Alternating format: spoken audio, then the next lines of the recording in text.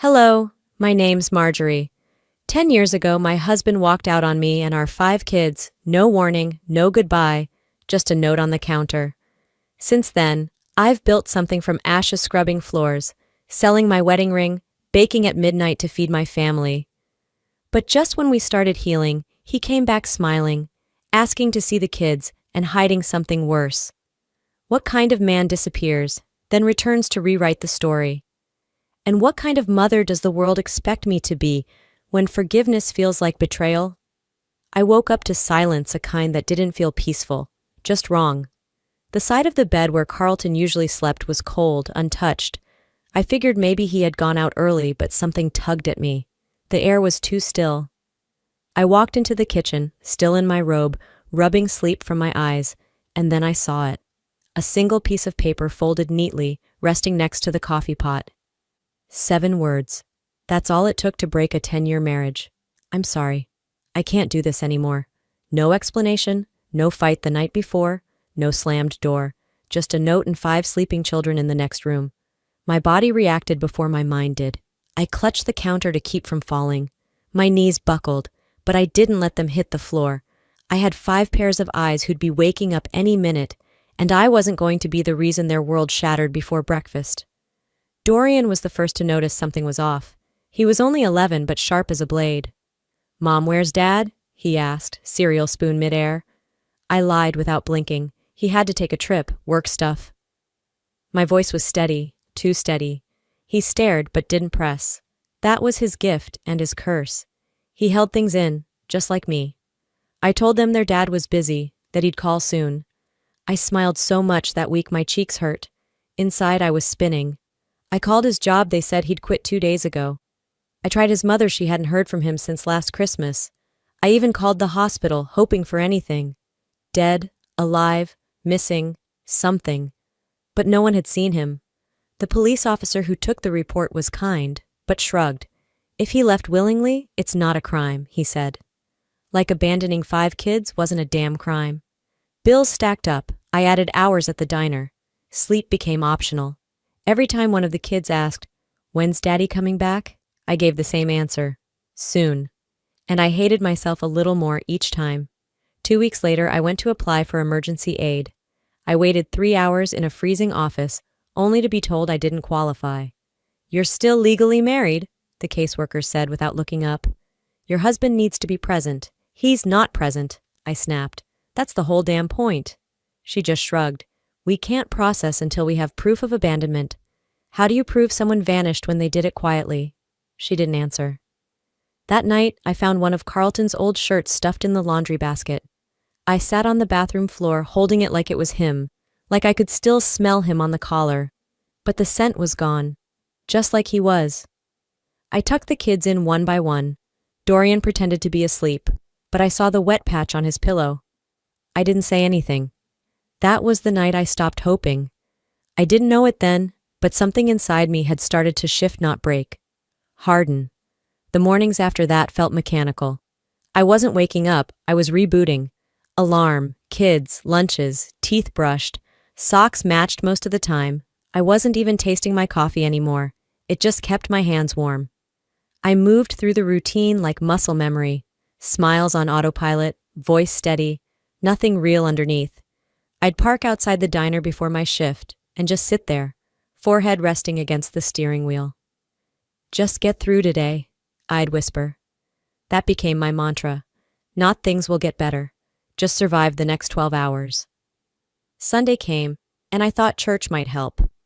Familiar songs, familiar people, something grounding.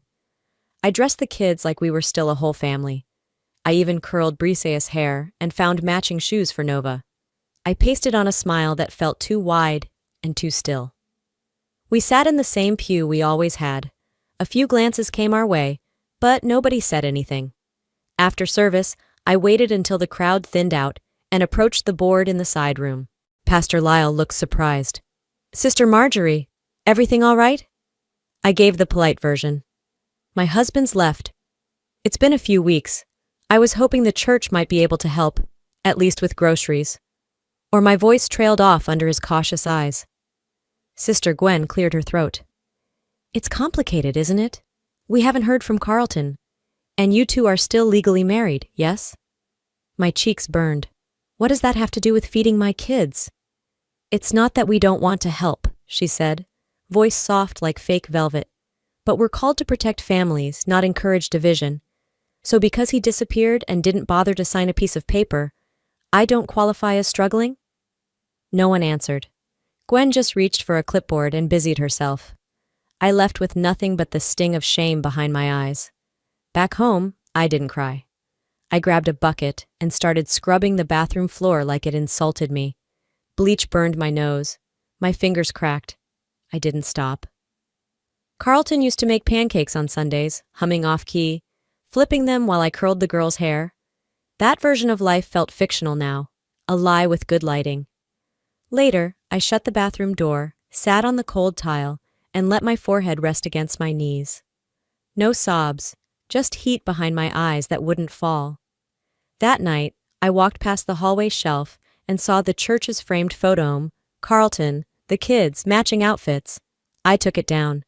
If God only helps those who help themselves, I muttered, then I guess it's time I start. I pulled out a notebook from the drawer and flipped past the used pages. The back was still blank, clean, untouched, like something could still be written. I titled it in bold, Plan A. The first laugh after Carlton left came during dinner, over a spilled cup of juice. Dorian made some joke about Kellen eating like a velociraptor, and all 5 of them cracked up. Even me, just for a second. Then the guilt hit me hard, because for a moment we felt okay, and that terrified me. The house was quieter now, not empty, just rebalanced. We found new routines. Dorian set the table without being asked. Ansel walked Briseis to her bus stop. Some mornings I thought maybe, just maybe, we were learning to float without him. Then the knock came. It was a Tuesday.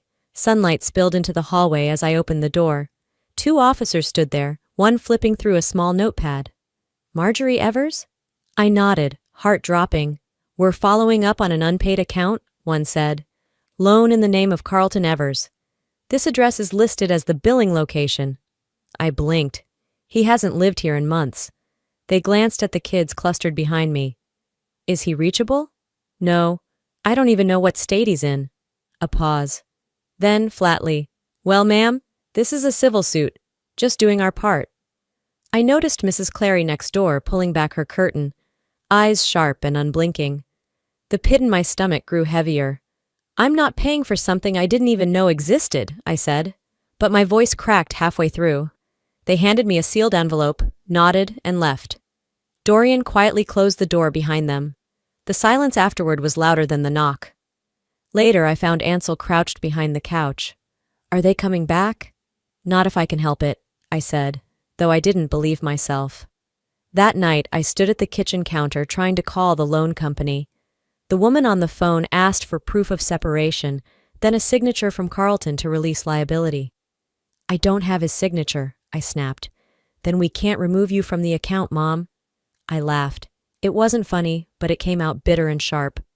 Of course not, I muttered, hanging up. I remembered Carlton telling me once, let me handle the bills, babe, it's just easier that way. I'd trusted him. Stupid me. Hours later, I walked past the corkboard near the hallway. Wedding photos, school schedules, sticky notes with grocery lists. It all looked like someone else's life. I reached for the pushpins and tore everything down. The wedding photo came last. My fingers shook. If he wanted to disappear, then he didn't get to leave pieces of himself behind like scars. I lit a match, dropped it onto the photo in the sink, and watched his smile curl into black. I aired out the kitchen the next morning, trying to clear the smell of burnt paper. The smoke had gone, but something sour lingered. I opened the windows, wiped down the sink, and went about the routine. Lunches, backpacks, faces kissed on the forehead. But I couldn't shake the feeling that the house was heavier than usual. Dorian had become my shadow, always watching, always ready to help. But Ansel, he grew quieter. His sketchbooks stopped appearing on the coffee table. He wasn't humming to himself anymore. He barely spoke during dinner. I told myself it was just the season changing. A phase. Kids go through them. But then came the school call. Ansel missed first period and wasn't marked present all day, the voice on the line said. Everything okay at home? I paused. Define okay. When he walked through the door later, I didn't wait. You skipped school? I held up the automated letter from the district. And this math grade? What is going on with you, Ansel? He slammed his backpack down. What's going on? Dad left. That's what? My breath caught. At least he had the guts to walk out, he shouted, instead of pretending like this is still a family. The door to his room shook as he slammed it shut. That night, he didn't come home. Dorian and I drove street by street until the sky turned orange. We asked neighbors, called classmates. I dialed the police. A report was filed. Descriptions given. But every officer's face looked the same tired sympathy with no promises. I sat on the laundry room floor and stared at the dryer spinning like it had answers. My heart was pounding so hard it echoed in my teeth. I'm losing them, I whispered, one by one. Flashbacks played without asking. Carlton holding Ansel as a newborn, rocking him in the same armchair that now held a laundry basket. He looks just like me, Carlton had once said, proud and oblivious.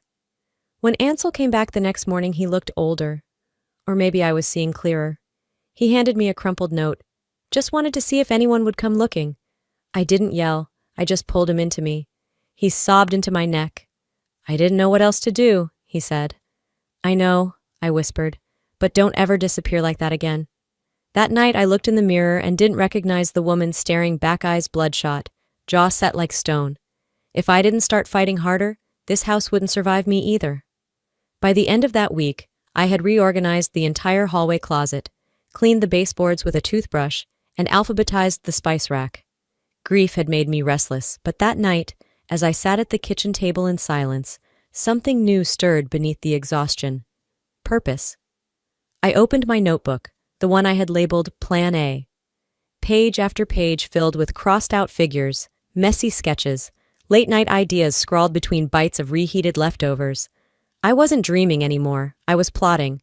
Is this real? Dorian asked as he peeked over my shoulder. I was drawing a logo, a whisk, crossed with a wooden spoon, with Marjorie's maid underneath. I nodded, though my fingers trembled slightly. The next morning, I sat in a glass office across from a loan officer, who smiled like he'd already made up his mind. I handed him the proposal, the numbers, the goals. He skimmed, nodded, then paused. You're listed as married, but there's no cosigner? My husband's gone. I'm doing this alone. Legally, you're not single. Without a spouse's signature or collateral, we can't approve. I pressed my lips together. He didn't look up again, just pushed the papers back toward me. I'm sorry. I walked out with my jaw clenched so tight I thought my teeth might crack. I sat in the car for a full 10 minutes before I opened the glove box. Carlton's wedding band gleamed back at me. Mine was tucked inside it, both still in that same velvet box we'd been handed at the altar. Flashback hit me hard, Carlton sliding the ring onto my finger, whispering, "We got this, babe." But he didn't. I did. I drove straight to the pawn shop off Livingston. The clerk didn't even ask why. He just said, 300. That's the best I can do. I'll take it. That same night I met a woman in a Target parking lot, Craigslist. She handed over a used but sturdy countertop oven for $250. We exchanged a nod to tired women in hoodies, making ends meet without explanation. Back home, I scrubbed the kitchen counters, preheated the oven, and started with something simple, blueberry muffins. The first tray burned. The second came out lopsided, but the third fluffy, golden, and warm tasted like something that wasn't defeat. Nova wandered in, still in her pajamas. She took a bite, eyes wide. "Mommy, this is better than birthday cake." I smiled for the first time that whole week. Then I flipped to a clean page in my notebook and wrote, Week 1, goal $50 in orders. The next morning, I boxed up the cooled muffins and started frosting a batch of red velvet cupcakes. The kitchen smelled like vanilla and melted butter. I was piping swirls of cream cheese when I heard it, the knock. Not a polite tap. A firm, deliberate knock. I wiped my hands on a towel and opened the front door. There he was, Carlton, thinner than I remembered, with dark circles under his eyes. He wore the same kind of smile he used to flash when he forgot a birthday and tried to charm his way out of it. "Hey, Marjorie," he said, voice low. "Can we talk?" My pulse slowed, but my fingers curled tight around the doorknob. You've had 10 years to talk, I replied. Now's not a great time. I miss them. I want to see the kids. One visit. I stared at him, searching for something real in his face. But it was like looking through a window into a burned-out house. Nothing left. You don't get to want, I said. You forfeited that when you left. I didn't wait for a response. I shut the door, firm but controlled. The cupcakes didn't even lose their shape. That night, while clearing dishes, I noticed Dorian hadn't touched his food. He was scrolling his phone with a distant look. What's going on? I asked. He hesitated. Dad, he messaged me. Last week. I froze mid-step. What? He said he's been thinking about us. About me. I leaned against the counter, breath tight. Why didn't you tell me? Because part of me wanted to believe him, Dorian admitted. And part of me didn't want to upset you. My voice came out quieter than I expected. He's still breaking this family, just with a softer knife now. Later that night, I texted him. You do not contact them again unless it goes through me. He responded fast. You can't control everything. My fingers didn't shake as I typed back. Try me. The next morning, I drove to the hardware store, picked up a lockbox, and drilled it onto the mailbox post myself. Mail, texts, memories. He wouldn't slip through the cracks anymore. She screwed the lockbox shut and muttered to herself, no more surprises. That afternoon, I was scraping batter out of a mixing bowl when Dorian came into the kitchen with his laptop clutched tight to his chest. Mom, he said, voice tense, you need to see this. He set the laptop on the table, screen already loaded. A GoFundMe page, bright and bold, stared back at me. Carlton's face smiling like a wounded hero sat right under the headline, starting over after family hardship. My throat tightened.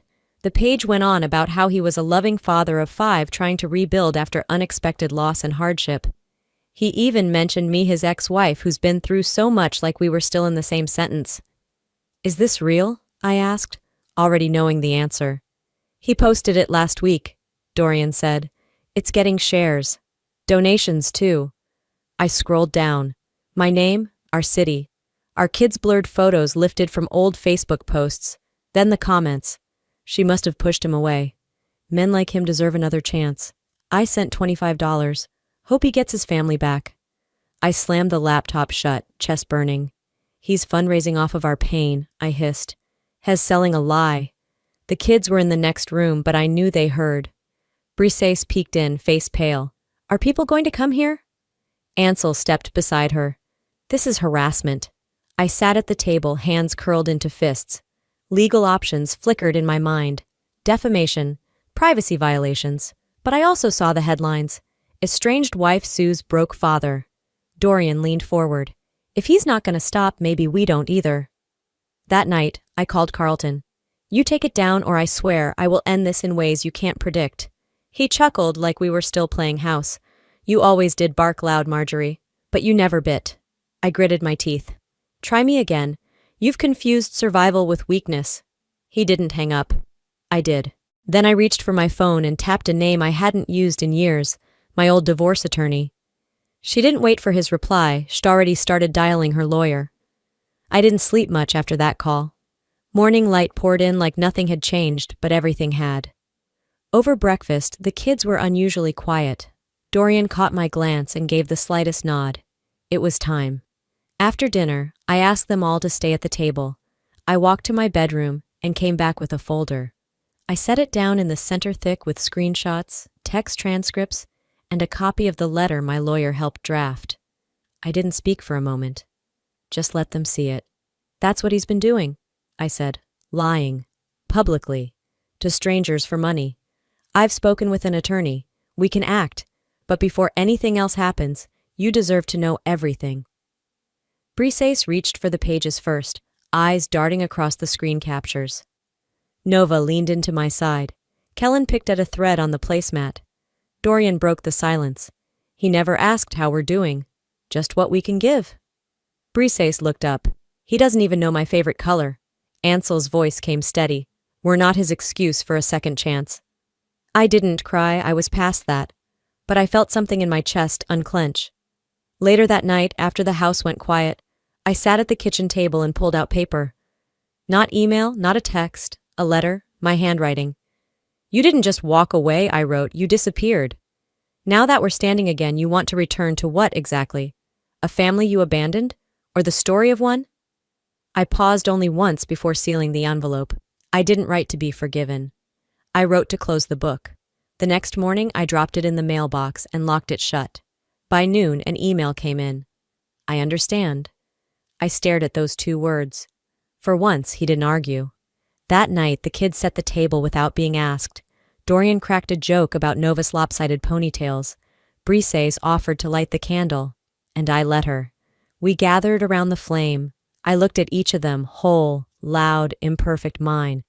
I lit the candle and whispered, "We begin again." The morning after the candlelit dinner felt different, not loud or triumphant, just quietly whole.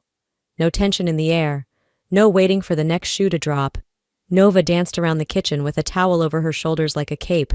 Kellen read from a cereal box like it was scripture. Briseis sat by the window, sketching. Dorian handed me a manila envelope. "Acceptance letter," he said. "Local state college. I start next semester." I hugged him hard enough to make him roll his eyes, but he didn't pull away. Later that week, a forwarded letter landed in the mailbox. It was postmarked from another state, hand-addressed in handwriting I hadn't seen in a decade. Carlton. "I didn't come back for the right reasons," it began. "I was broke, desperate. I told myself I missed you all, but I missed who I used to be when I was with you. That version of me didn't exist anymore." He said he'd moved into a shelter, that he was trying to stay clean, trying to be honest for the first time. "You don't owe me anything. Thank you for protecting them." I couldn't. I folded the letter, put it in a drawer. That was enough. A few days later, I stood in line at the county office, finalizing custody paperwork. No contest, full guardianship, sealed. Then I went to the bank, opened my business account, Marjorie Bell's Bakery, sole proprietor. No cosigner, no shared name, just mine. That evening, after dishes were done and backpack zipped, I slipped out to the backyard. The air had cooled. Wind rattled the fence. "He left with a lie," I whispered. I lived in the truth. Memories flickered. The slammed door, the police lights, Ansel's empty bed, flour-dusted counters. And still we stood. "We didn't just survive you," I said to no one. "We outgrew you." Sunday came. Pancakes flipped on the griddle. The table buzzed with laughter. All 5 kids crowded around, spilling syrup and stories. I set down the last plate and looked at Themi family, rebuilt brick by brick. A new photo hung on the wall now. No Carlton, just us. Grinning, real. He missed watching them become whole. I didn't.